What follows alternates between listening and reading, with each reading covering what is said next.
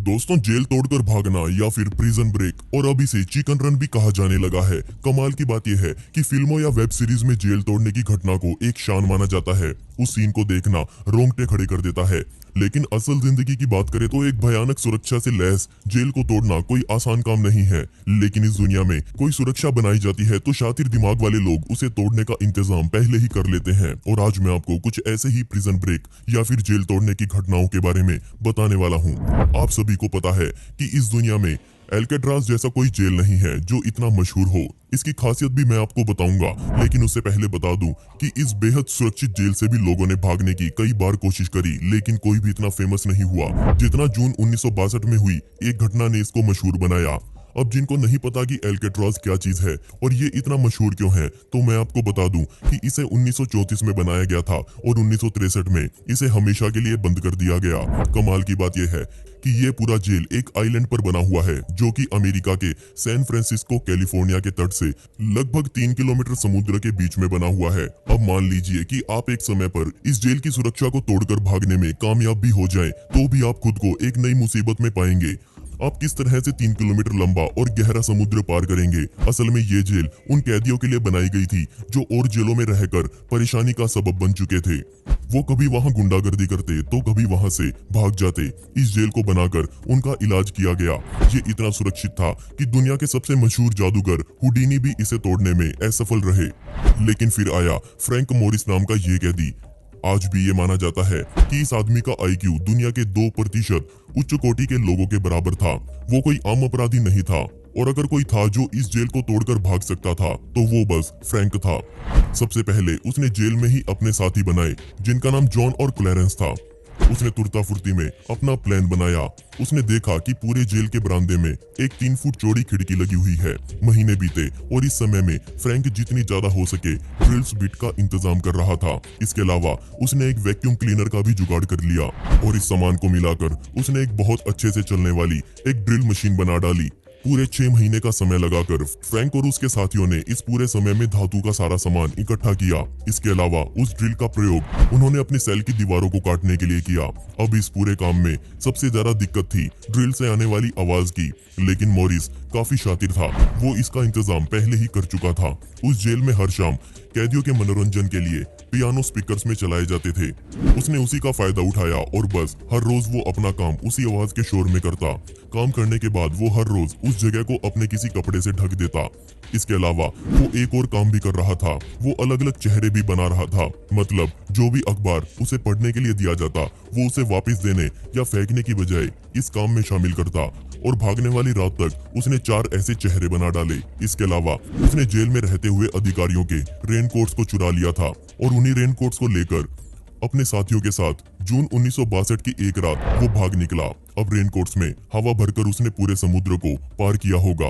अब कोई प्लान इतना भी सटीक नहीं हो सकता, जरूर उसमें कुछ ना कुछ अड़चन जरूर आती है।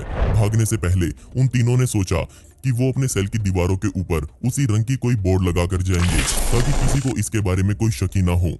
और ये तय हुआ कि सभी इसके लिए ग्लू का इस्तेमाल करेंगे।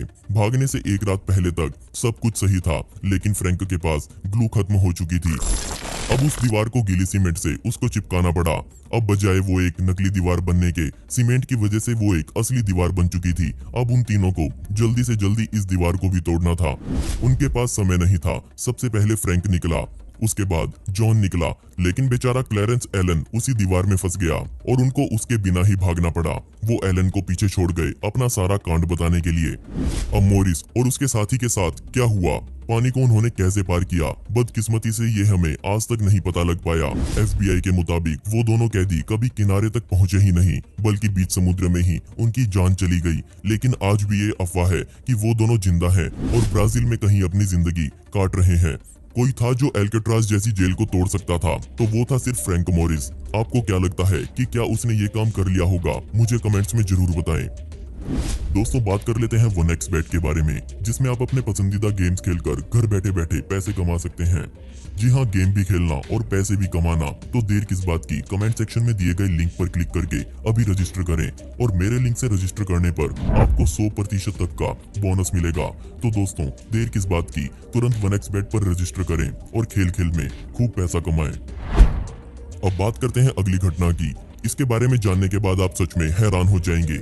मैं यहाँ बात कर रहा हूँ योशिशिरा तोरी की। इस आदमी के बारे में भी यही कहा जाता है कि इसे कोई जेल संभाल कर नहीं रख सकती। कैद में रहने से इस आदमी को जितनी नफरत थी उतनी नफरत आज तक किसी कैदी में नहीं देखी गई। ये जापान का रहने वाला था और एक समय पर इसे लोग जादूगर समझने लगे थे। उस समय पर जापान की जेलों को तोड़ना आसान काम हुआ करता था, लेकिन धीरे धीरे इनकी सुरक्षा को बढ़ाया गया और अब उसके भाग जाने के चांसेस बहुत कम हो चुके थे। लेकिन उसके बाद भी यही माना गया कि इसे कोई कैद करके जेल में नहीं रख सकता। योशी को हत्या और चोरी के जुर्म में गिरफ्तार किया गया था और गिरफ्तारी के बाद उसे आमोरी जेल में रखा गया। लेकिन सजा के सिर्फ 3 सालों बाद ही उसने अपनी हथकड़ी की चाबियां चुरा ली और वहां से भाग निकला। इसके बाद उसे फिर से पकड़ लिया गया और इस बार अकीटा जेल में उसे रखा गया और माना जा रहा था कि यहाँ से वो कभी नहीं भाग पाएगा। लेकिन जो किसी ने नहीं सोचा था वो यहाँ हुआ। आप देख सकते हैं कि इस जेल के हॉल में ऊपर ऐसा एयर वेंट लगा हुआ था और वो हर रात इसकी कड़ियों पर चढ़कर किसी एक शीशे को बाहर निकालने की कोशिश करता। उसने एक शीशा चुन भी लिया जो बाकी और सभी शीशों से ढीला हो चुका था और फिर फाइनली एक रात वो इस शीशे को हटाकर इस जेल से अपनी आजादी की ओर भाग निकला। 2 बार जेल तोड़ने के बाद भी योशी को फिर से गिरफ्तार कर लिया गया और इस बार उसे अबाशरी जेल में रखा गया। और उस समय दुनिया में माना जाता था कि अबाशरी जेल ही ऐसी जेल है जो एल्केट्राज जैसी खतरनाक सुरक्षा से बनी हुई है। इस जेल में भी सबसे बदनाम कैदियों को ही रखा जाता था, लेकिन नहीं, ये जेल भी योशी को भागने से नहीं रोक पाई। हर सुबह वो अपने सेल के दरवाजे पर उसे नाश्ते में मिलने वाला मिसो सूप गिरा दिया करता था। इस काम से उस दरवाजे का फ्रेम जंग खाकर थोड़ा कमजोर हो गया और फिर 25 अगस्त 1944 का दिन आया। उस दिन विश्व युद्ध की वजह से पूरे देश में ब्लैकआउट चल रहा था। योशी इस अंधेरे का फायदा उठाते हुए अपने कंधों को अजीब तरीके से मोड़ते हुए वो इस जेल से भाग निकला। इतना सब होने के बाद जापान की सरकार ने अपनी जेलों की सुरक्षा और बढ़ाने की सोची और योशी को दोबारा गिरफ्तार करके सपोरो जेल में रखा गया। और इस जेल में उसके 6 हथियारबंद गार्ड भी मौजूद थे जो 24 घंटे उस पर नजर रख रहे थे। लेकिन वो यहाँ से भी भाग निकला, पर कैसे? यहाँ पर इस जेल के अधिकारियों ने 2 बड़ी गलतियां की। पहली, उन्होंने उसके सेल में इतना काम किया ये सोचकर कि वो यहाँ से ना भाग सके। उन्होंने छत पर तो बढ़िया बढ़िया और मोटे मोटे इंतजाम किए थे, लेकिन फर्श पर उन्होंने ध्यान ही नहीं दिया। दूसरा, वो अपने से इतने उत्साहित थे कि उन्होंने योशी को हथकड़ियां ही नहीं लगाई। अब उसने फर्श तोड़कर यहाँ से भाग निकलने की सोची और इसी फर्श को खोदकर योशी चौथी बार भी उस जेल से भाग